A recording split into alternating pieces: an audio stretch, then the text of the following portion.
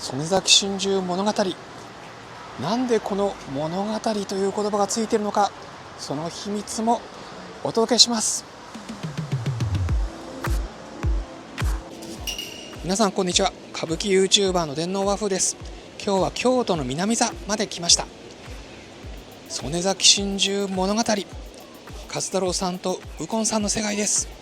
初日舞台挨拶も見ました。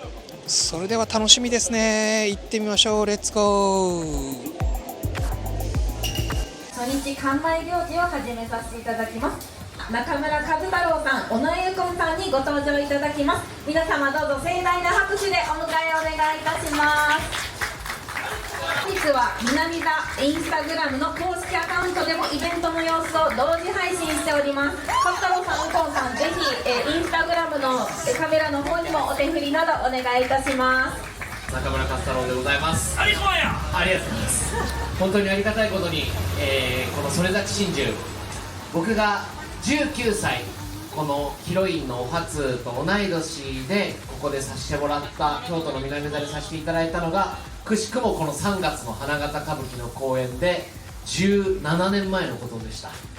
そこから月日が経ちまして、まさか思いもよらぬ形で昨年曽根崎心中が多くの人が知る機会となりました。その映画国宝、私も関わらさせていただきましたけれど、本当にもうひとえにこれはそのおかげが大きくあると思っております。その曽根崎心中ブームの中、曽根崎心中物語として今回新しくこの物語を伝えれること、とても嬉しく思っておりますし、この機会に一人でも多くの方がですね、歌舞伎を好きになってどんどん歌舞伎を見てもらえる、そんな公演にしていきたいと思います。尾上右近です。おはようございます。初日おめでとうございます。おめでとうございます。雨の中、わざわざこうして、お越しくださいましてありがとうございます。あいにくの雨ですけども、この雨、なぜ雨が降っているかというと、私雨男でございます。気合が入れば入るほど雨が降る雨男でございます。というわけで気合いっぱい入れてですね、この公演を精一杯勝太郎さんと盛り上げていきたいと思っております。感動の雨を降らせましょう。よろしくお願いします。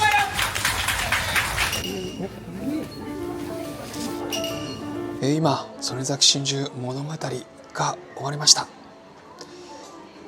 いやー、最後をたっぷり見せました。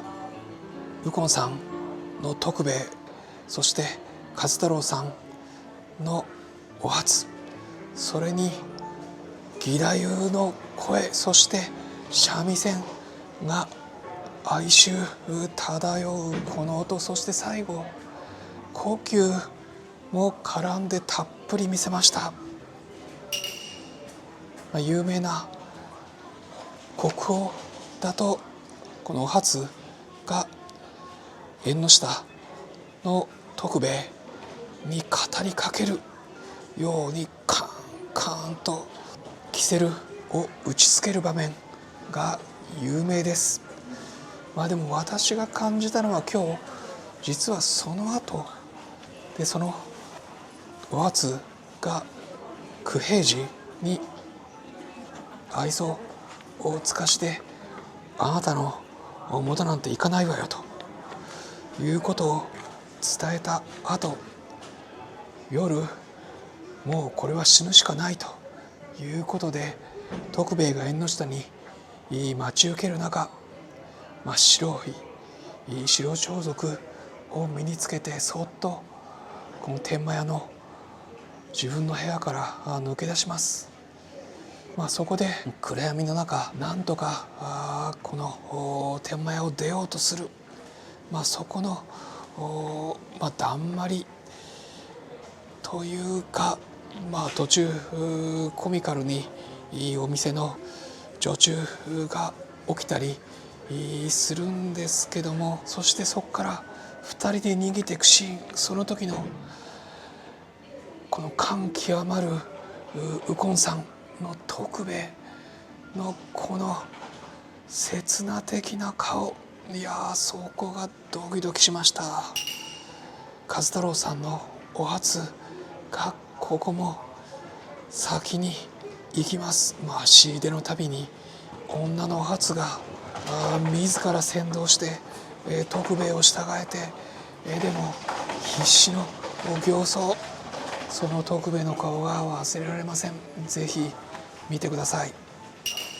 そしてその後梅田橋、そして曽根崎の森を目指して、2人で逃げていく。ここから先が物語という話だと思うんですけども、梅田橋が印象的に回り舞台を使って、舞台の中央に置かれる。そこから2人が、橋から自分たちの未来を見るように川を覗き込む。そして、まだ2人で逃げる。曽根崎の森がまるで、ジブリの深い森のように描かれてました。真っ白な花が咲き誇る。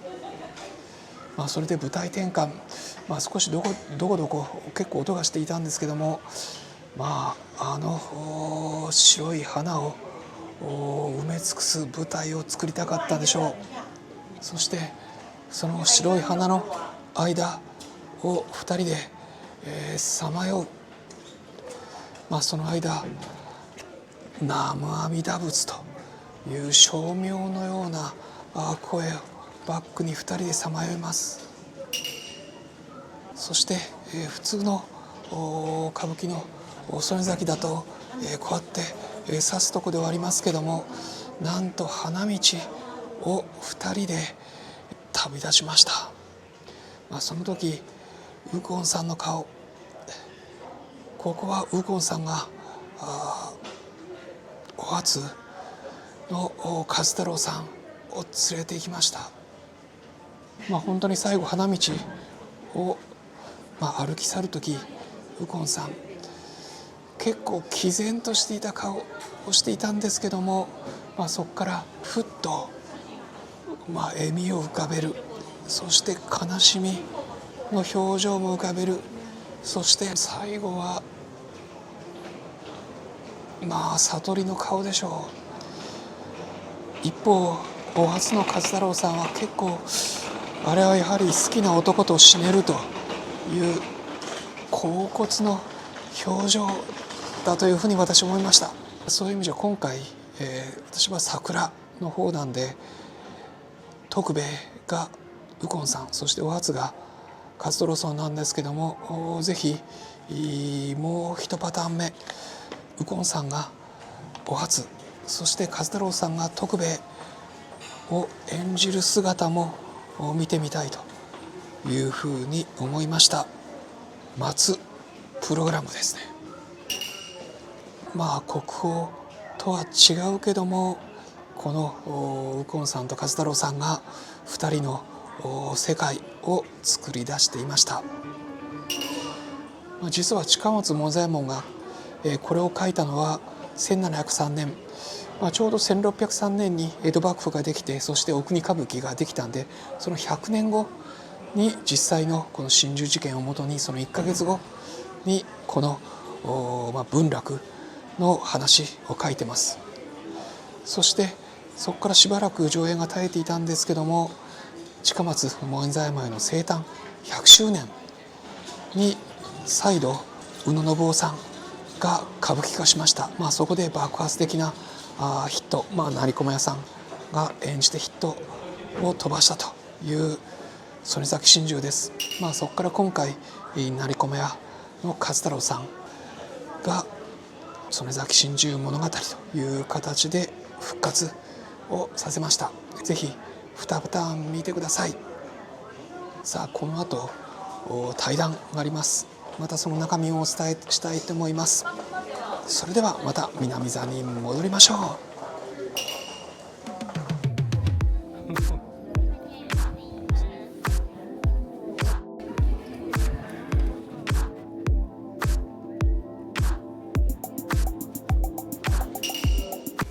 第2部はこれは対談でした。対談の中には写真撮影コーナーもありました。対談の中身はこれはもしかすると他の日とかぶるかもしれませんので、ぜひ皆さん自分で確認してください。ただその中で、初めて歌舞伎を見る方、ここを見て歌舞伎を見に来た方ですね、初めての方が 15% ぐらいいました。そして初めての方に何か質問ありませんかっていうコーナーがありました。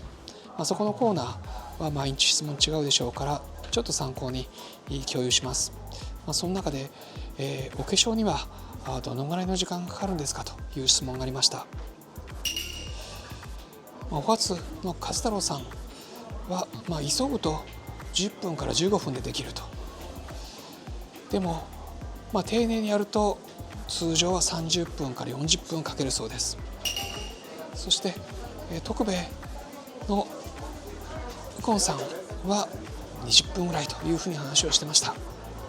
このおでこの清潔感が大事なんですね。そして丁寧にやればいいというだけじゃなくて、江戸の荒事の場合の熊取りなんかは勢いよくやってそのまま出た方がいいという話もありました。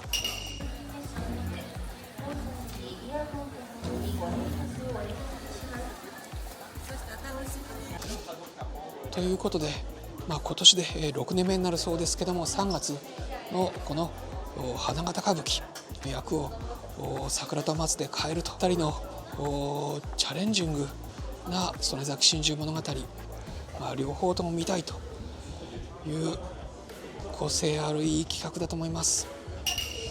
ぜひ皆さん、まだ見切れ席が少しだけ残ってるそうなんで、よろしければご覧ください。あとこの曽根崎心中シネマ歌舞伎でも上演されますんで、ぜひ見ましょうということで、今日は南座からお届けしました。ぜひ皆さんいいねやチャンネル登録よろしくお願いします。